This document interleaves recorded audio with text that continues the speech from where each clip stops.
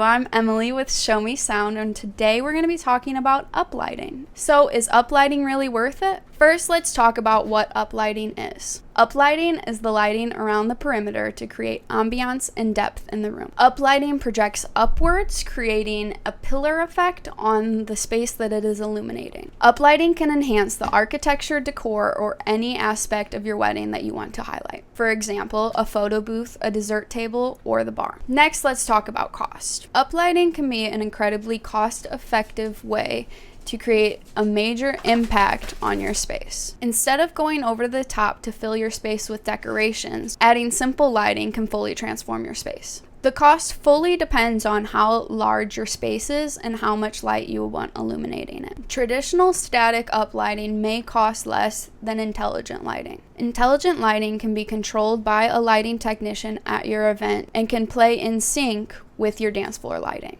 So it's mostly up to you to choose what is right for your event. Now let's talk about why it's important. Uplighting can truly change the tone and the atmosphere of a room. Some companies use it to add a pop of color, others use it to add depth to the room. Some couples dislike the use of flash in their wedding photos, and using uplighting to create a more natural light in the room will allow for softer pictures. Now let's talk about how many uplights you need at your wedding. One light should be placed at each pillar or anchoring point in your room. If there are certain aspects of your wedding that you would like to highlight, such as a photo booth, a bar, a dessert bar, or the head table, you can place those there. Each light is going to illuminate approximately 3 to 4 feet of your wall. The more lights you use, the closer that they will be, meaning more light will be emitted. What's needed for a relatively small wedding will not be enough light to illuminate a larger reception. Guests won't be able to appreciate the hard work and attention to detail if there's not enough illuminating light. Here are 3 questions you can ask when you're determining how many uplights to rent. 1.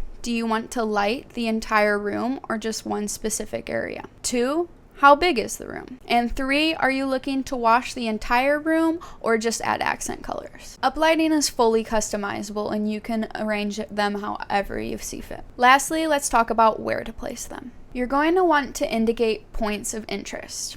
So your bar, your head table, your photo booth, anything that you want to emphasize at your wedding. Uplighting is most effective when it is bouncing off of an object. That is why you place it along walls, along things that you want to emphasize, things that the light can bounce off of. For outdoor weddings, that may mean trees, bushes, any buildings that are nearby, columns that are nearby, any fountains that you would like to emphasize. For indoor weddings, this can be a number of things. You can place it along any blank wall. You can place it along any architectural feature that you might want to highlight, such as columns, windows, or ceilings for ambient lighting. Uplighting and drapery often go hand in hand, emphasizing the folds and the pleats in the drapery. Materials like unfinished brick and plaster look dynamic and beautiful when uplit. Once the floral and decor points are set, the lighting technician can accentuate those parts of your event as well. Uplighting may look different for everyone. That's why it's important for you to decide what would be right for your wedding. If you're still struggling to decide if uplighting is right for you, reach out and ask us.